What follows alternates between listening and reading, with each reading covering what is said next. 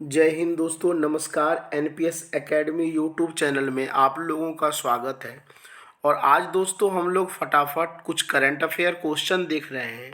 और ये जो आज करंट अफेयर क्वेश्चन देखेंगे 24 से लेके 28 अक्टूबर तक के महत्वपूर्ण करंट अफेयर पे फोकस करेंगे, जो आपके एग्जाम के लिए बहुत ही ज़रूरी है। क्वेश्चन नंबर दोस्तों फर्स्ट की ओर ध्यान देते हैं। क्वेश्चन नंबर हमारा फर्स्ट है, केरल के प्रेजेंट टाइम में राज्यपाल कौन है? तो आरिफ मोहम्मद खान जी हैं। और यहाँ के यदि देखा जाए तो सीएम कौन है, मुख्यमंत्री कौन है? पिनरई विजयन। ये कई बार पूछा गया है कि केरल के मुख्यमंत्री सीएम कौन है, चीफ मिनिस्टर, तो पिनरई विजयन है। अगले क्वेश्चन की ओर दोस्तों ध्यान देते हैं। क्वेश्चन नंबर सेकंड बहुत ही जबरदस्त है। दुनिया की सबसे ऊंची सड़क कहाँ पर है? तो लद्दाख में स्थित है। लेह लद्दाख जो अपना यूटी है, केंद्र शासित प्रदेश। और इस सड़क का नाम क्या है भाई? तो उमलिंग पास। तो उमलिंग पास विश्व की सबसे ऊंची सड़क है जो लद्दाख में स्थित है। अगले सवाल की ओर ध्यान देते हैं। सवाल नंबर थर्ड, एयरफोर्स वायुसेना के लिए अब भारत में ही बनेंगे परिवहन विमान। तो परिवहन विमान की शुरुआत पहले जो हम लोग विदेश से मंगाते थे, अब इंडिया में ही बनेंगे। इसके लिए भारत सरकार ने टाटा जो कंपनी है, टाटा ग्रुप, और जो वर्ल्ड की प्रमुख कंपनी है एयरबस, इन दोनों की संयुक्त साझेदारी। तो भारत सरकार किसको दिया है भाई परिवहन विमान बनाने का ठेका? तो टाटा को दिया है। और एयरबेस, इन दोनों की संयुक्त साझेदारी होगी। और इसके लिए दोस्तों गुजरात के बड़ोदरा में, ध्यान रखिएगा, फैक्ट्री लगाई जाएगी। और जो 2026 से C295, ध्यान रखिएगा, परिवहन विमान बनाना शुरू कर देगा। कई सवाल इसमें हैं। एयरफोर्स के द्वारा, एयरफोर्स के लिए परिवहन विमान बनाए जाएंगे। कौन कंपनी बनाएगी भाई? तो टाटा कंपनी बनाएगी, एयरबस कंपनी दोनों मिलकर बनाएगी। और यह फैक्ट्री कहाँ लगाई जाएगी? तो गुजरात के बड़ोदरा में लगाई जाएगी।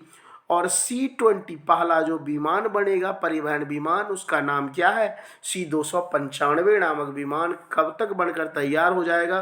तो 2026 तक। अगले प्रश्न की ओर ध्यान बढ़ाते हैं। प्रश्न संख्या 4, माओ त्से तुंग के बाद तीसरा कार्यकाल पाने वाले चीन के नए महासचिव या राष्ट्रपति कौन है? Xi Jinping. तो ये ध्यान रखिएगा, जब चाइना आजाद हुआ था तो उस समय लगातार 3 बार माओ त्से तुंग क्या बने थे? वहां के प्रेसिडेंट महासचिव बने थे। इसके बाद जो प्रेजेंट टाइम के जो महासचिव हैं उनका नाम क्या है? Xi Jinping. शी जिनपिंग है, ठीक है, शी जिनपिंग भी बोल देते हैं।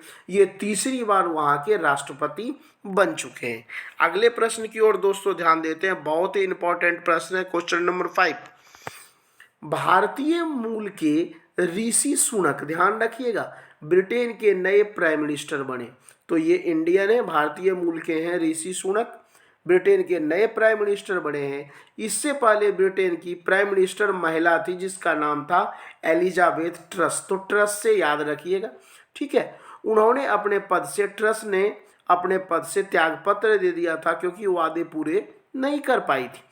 सुनक देश के सबसे युवा, ध्यान रखिएगा यह भी चीज, जो ऋषि सुनक हैं यह देश के सबसे युवा पीएम हैं। और यह पहले अश्वेत भी हैं, साथ ही साथ पहले हिंदू पीएम भी हैं। और इन्हें ब्रिटेन का बराक ओबामा भी कहा जाता है, ठीक है। तो कई सवाल एक साथ हैं। ऋषि सुनक भारतीय मूल के हैं, क्लियर, सबसे कम एज वाले प्राइम मिनिस्टर हैं। यह पहले अश्वेत हैं, पहले भारतीय प्राइम मिनिस्टर जो ब्रिटेन में बने हैं यह भी यही हैं। और इन्हें ब्रिटेन का बराक ओबामा भी कहा जाता है। और रियल में बराक ओबामा कहाँ के प्रेसिडेंट रह चुके हैं? तो अमेरिका के रह चुके हैं। और यह भी दोस्तों अश्वेत थे, अफ्रीका के रहने वाले थे बराक ओबामा, जो यूएसए के प्रेसिडेंट रह चुके थे। अगले प्रश्न की ओर बढ़ते हैं। क्वेश्चन संख्या 6 नंबर आपके पास आ चुका है। दोस्तों आप लोग ज़्यादा से ज़्यादा बच्चे के पास शेयर, लाइक, सब्सक्राइब जरूर कराएं, ठीक है।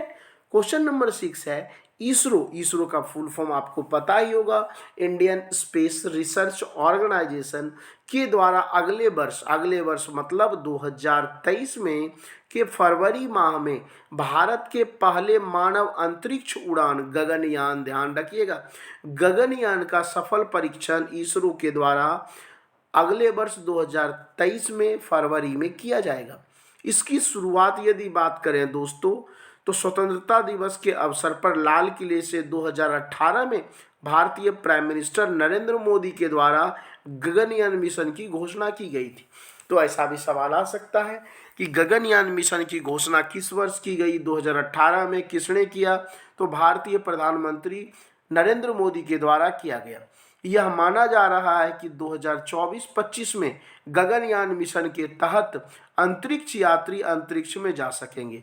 तो गगनयान के जरिए जो अंतरिक्ष यात्री हैं वह अंतरिक्ष में जाने का प्रावधान इसरो के द्वारा कब रखा गया है? लक्ष्य 2024-25। अगले प्रश्न की ओर दोस्तों ध्यान देते हैं। प्रश्न संख्या 6 हो गया, प्रश्न संख्या 7 होना था, कोई दिक्कत नहीं है भाई। तो क्वेश्चन संख्या 6 की यदि हम लोग बात करते हैं, इसको 7 बना लीजिएगा, हालांकि कोई दिक्कत नहीं है, ना, क्वेश्चन तो क्वेश्चन ही है। तो प्रश्न संख्या 7 की बात करते हैं। तो चीन की सीमा से सटे, ध्यान रखिएगा, उत्तराखंड के ओली क्षेत्र में, अंडरलाइन कर लीजिएगा, चीन की सीमा से सटे उत्तराखंड के ओली क्षेत्र में भारत और अमेरिका के बीच 15 नवंबर से युद्ध अभ्यास हो रहा है और यह अभ्यास कब तक चलेगा? तो 2 दिसंबर। तो ऐसे सवाल आ सकते हैं आपके एग्जाम में, को ओली क्षेत्रों में या उत्तराखंड में किन 2 देशों के बीच संयुक्त अभ्यास हुआ था? तो भारत और यूएसए के बीच। और ये कब से कब तक चला था? तो 15 नवंबर से शुरू हुआ था और 2 दिसंबर तक दोस्तों चलेगा। अगले प्रश्न संख्या नेक्स्ट क्वेश्चन की ओर हम लोग बढ़ रहे हैं। क्वेश्चन नेक्स्ट है हमारा, हाल फिलहाल के रिपोर्ट के अनुसार, ये बड़ा ही इंपॉर्टेंट, हरियाणा वाले बच्चों के लिए बड़ा ही जबरदस्त दोस्तों सवाल है। हाल फिलहाल के रिपोर्ट के अनुसार हरियाणा अन्न उत्पादन, अन्न समझ रहे हैं, क्रॉप्स, फसल, अन्न उत्पादन और दुग्ध उत्पादन में सेकेंड पोजीशन है। हरियाणा पहला ऐसा राज्य है जिसमें पढ़ी लिखी पंचायत है। भारत का पहला राज्य हरियाणा बना है जहां पे कंप्लीट रूप से पढ़ी लिखी पंचायत भी है। हरियाणा ओलंपिक के मामले में दोस्तों नंबर 1 है पूरे भारत में। हरियाणा छोटे छोटे उद्योग, सूक्ष्म उद्योग, लघु उद्योग या मध्यम उद्योग या नवाचार, नए नए थॉट लाने में हरियाणा का पोजीशन 3rd नंबर है। निर्यात में, ठीक है, किसी भी चीज को बाहर भेजने में, एक होता है इम्पोर्ट, ठीक है, आयात, एक्सपोर्ट के मामले में हरियाणा पहले 16वें स्थान पे था, लेकिन प्रेजेंट टाइम में कितने नंबर पे हैं? 7th पोजीशन पे हैं। और आगे भी देखिए सॉफ्टवेयर निर्यात में यह 2nd पोजीशन पे आ चुके हैं। तो यहाँ से हरियाणा के एक ग्रुप वाइज में काफ़ी सवाल हैं, तो इसे थोड़ा अच्छे तरीके से, खास करके हरियाणा के स्टूडेंट, आप लोग जरूर इसे देख लीजिएगा। अगले प्रश्न की ओर दोस्तों बढ़ते हैं। प्रश्न संख्या 8 आपके पास आ चुका है। ऐसे कई बार सवाल आ जाते हैं कि थेयम फेस्टिवल किस स्टेट में मनाया जाता है? तो केरल में। केरल में एक फेस्टिवल मनाया जाता है, हाल फिलहाल में मनाया गया है, जिसका नाम क्या है? थैयम। तो ऐसे जो है ना, कभी कभी जो है ना फैक्चुअल सवाल में दे देते हैं और पता भी नहीं चलता है। और अगला सवाल दोस्तों और ही जबरदस्त है। उत्तर प्रदेश की राजधानी क्या है? लखनऊ है। तो लखनऊ में स्थित किंग जॉर्ज चिकित्सा विश्वविद्यालय, ये ध्यान रखिएगा, लखनऊ में स्थित किंग जॉर्ज चिकित्सा विश्वविद्यालय में एशिया की पहली पैथोजन रिडक्शन मशीन शुरू किया गया और इससे ब्लड को शुद्ध किया जाएगा। तो अपने आप में दोस्तों ये जबरदस्त है कि पूरे वर्ल्ड में यदि देखा जाए तो पहले अमेरिका के पास था, यूरोप के पास था, लेकिन इंडियन गवर्नमेंट के द्वारा लखनऊ में लगाया गया, किंग्स जॉर्ज चिकित्सा विश्वविद्यालय में लगाया गया एशिया की पहली पैथोजन रिडक्शन मशीन। इससे क्या होगा, जो बीमारी होते हैं, कई लोगों को ब्लड की ज़रूरत होती है, तो ब्लड देना है तो डायरेक्ट दे देते हैं, लेकिन ब्लड का जांच ब्लड अच्छा है नहीं है, कोई ब्लड में प्रॉब्लम्स तो नहीं है, तो ब्लड को प्योर किया जाएगा, शुद्ध किया जाएगा और उसके बाद दूसरे को डाल दिया जाएगा, ये दे दिया जाएगा। ठीक है दोस्तों, आज इतना ही, फिर मिलते हैं नेक्स्ट वीडियोज में दोस्तों। Okay, take care, bye.